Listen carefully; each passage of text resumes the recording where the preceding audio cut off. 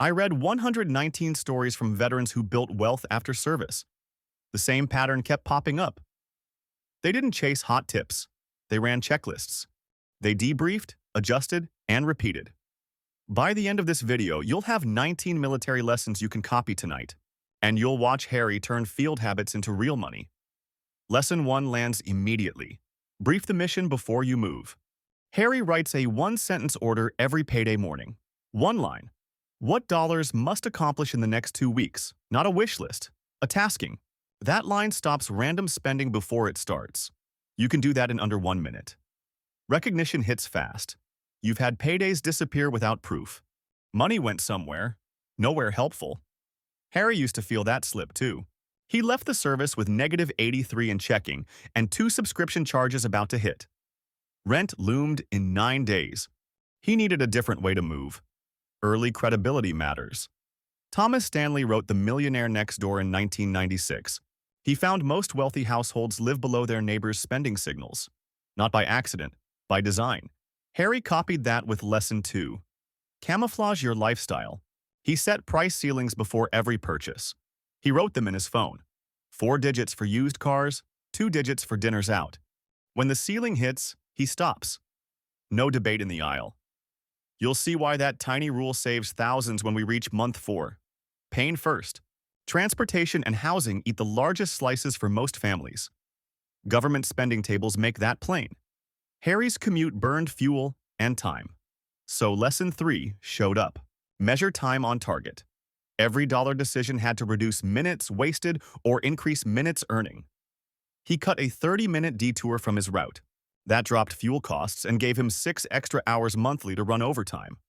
Those hours became 213 more in take-home the first month he tried it. Now the hope spark. Harry's first warehouse paycheck after taxes was $3,497. That felt tight. He needed a buffer. Lesson 4 is standard in the field. Stage your gear the night before. He staged his wallet. He kept 2 envelopes at the front door. One held cash for groceries, the other for gas. Odd amounts helped attention. 57 for groceries this week, 29 for gas. When the envelope emptied, the mission ended. Vague plans die. Staged gear gets used. Book early. Morgan Housel wrote The Psychology of Money. He keeps showing the same truth. Behavior beats brilliance. That's Lesson 5. Standard operating procedures beat motivation. Harry wrote a money SOP on a single page. Payday checklist across the top, envelopes, price ceilings, bills, a mini debrief box at the bottom. What worked? What broke? What to change? You'll see how that page makes the best reveal at the 70% mark. We deliver value early for a numbered topic. So here's Lesson 6. Secure communications. Harry turned off one-click purchases on every app. He added a 12-word passphrase for online orders. Extra friction made bad ideas slow down. Most died before the 10th character. He saved 207 in month 2 from orders that never reached the checkout. Lesson 7 is supply before desire. In the field, ammo and water beat comforts. In money, cash buffer beats toys. Harry aimed for 1 rent's worth saved. Not 6 months, 1 rent. 963. That was his units number. Odd numbers stick. Month 3, he crossed 419, until the laptop died and needed 237 for repairs. He didn't crumble. He paused entertainment and still moved 79 to the buffer. That choice matters later. Investigation matters. I looked through community stories where people paid off debt. Many mentioned the same shift around month 2. They picked one enemy and named it. So Lesson 8 is Name the Threat. Harry wrote, Fees are the enemy. Overdrafts, late charges, wire rush fees. He carried that line in his pocket. Each time he avoided a fee, he wrote the amount on the back. He turned the enemy into tallies. Pain became points on the board. Confidence builds with rhythm. Lesson 9 is rehearsals. Harry ran a weekly 5-minute drill called Lights Out. He asked one question. If the paycheck stopped tonight, what bill hits first? He'd open one envelope and move a small placeholder. 13 here, 17 there. It kept fear small and action automatic. Now we add a mid-script data point. Households that stick with contributions through pullbacks end with far more at retirement. The group that pauses loses compounding years. You don't need a lecture for this. You just need lesson 10. Never skip training day. Harry set a tiny auto buy for a broad index fund every second Tuesday night. $27. Not heroic, but it never stopped. Not when headlines screamed. Not when the car needed work. You'll see the proof in month 8. Lesson 11 is accountability without shame. Harry doesn't do willpower pep talks. He runs after action reports. 2 columns. What happened? What to change? He writes them 10 minutes after paying bills. Short, honest. Then he edits the SOP. 1 change per month, not 5? 1. That cadence makes systems grow without crushing him. We're approaching the best part. First, lesson 12. Trim weight before adding gear. Most people try to earn more while carrying heavy leaks. Harry cut 1 streaming bundle and a premium delivery plan. He kept 1 service. The cut freed 38 monthly and removed the impulse buys those apps triggered. Attention is expensive. He started seeing it as inventory. Lesson 13 is chain of command for dollars. He ranked accounts by mission. Paycheck hits checking.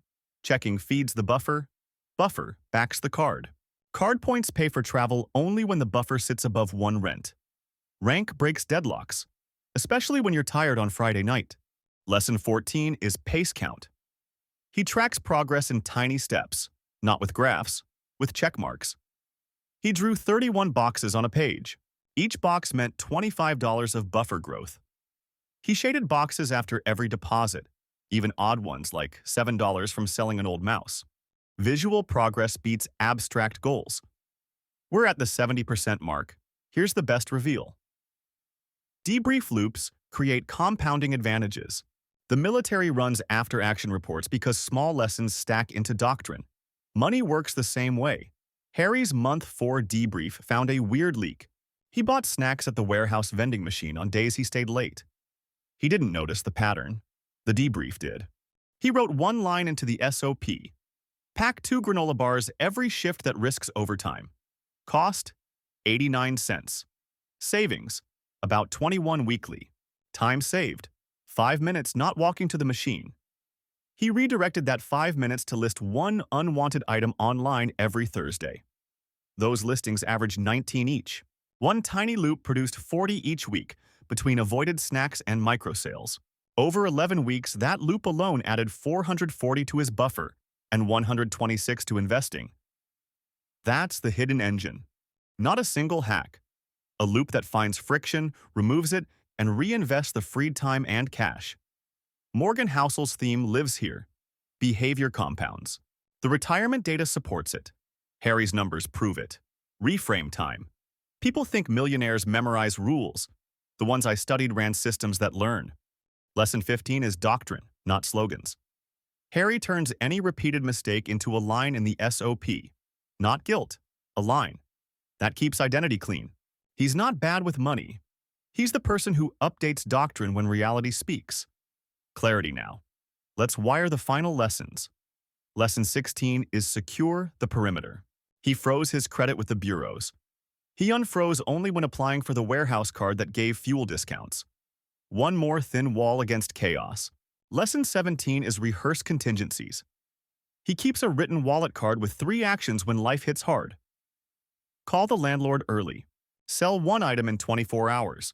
Drop to bare-bones groceries for 7 days. That card cuts panic time to near 0. Lesson 18 is logistics first, then tactics. He buys groceries with a list, never hungry, at the cheapest hour when the store is empty. He knows the aisles. The trip is 11 minutes shorter than his old time. 11 minutes times 4 trips is 44 minutes monthly. He uses those minutes to run price checks on auto insurance and phone plans once per quarter. The small logistics save more than the tiny finance hacks ever did. Lesson 19 closes the loop. Promote what works. Harry reviews his page every quarter and promotes 1 habit to never miss. Right now, that's the 2nd Tuesday night buy and the 5-minute lights out drill. Ritual beats memory. Ritual survives bad days. Let's connect the months so you can copy the path. Month 1.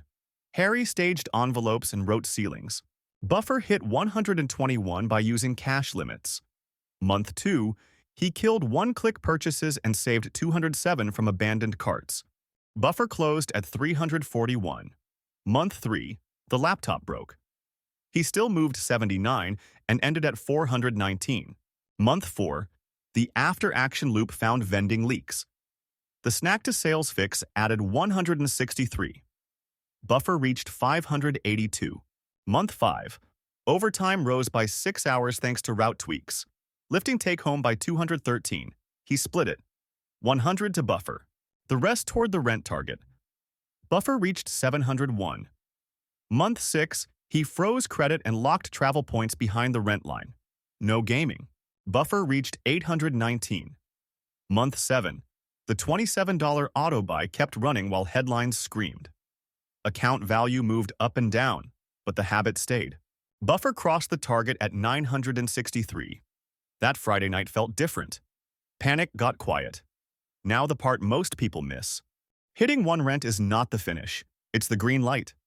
Harry shifted from defense to offense. He kept the envelopes but shrank the gas one as the commute improved. He took the freed 30 to raise the Tuesday auto buy to 39. He kept the debrief loop rolling. The SOP grew by one line monthly. By month 9, the script in his head changed from "I'm trying to save" to "I run a system." That identity shift is the real win.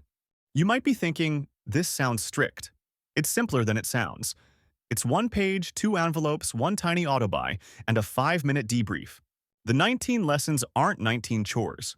They're 19 names for the same engine: brief, stage, ceiling, time on target, comms, buffer, threat, lights out, train, debrief, trim, rank, count, loop, doctrine, perimeter, contingency, logistics, promote. When you can name the parts, you can run them under stress. We'll close with one more concrete picture so you can move tonight. Take a sticky note and write your one-sentence order for this paycheck.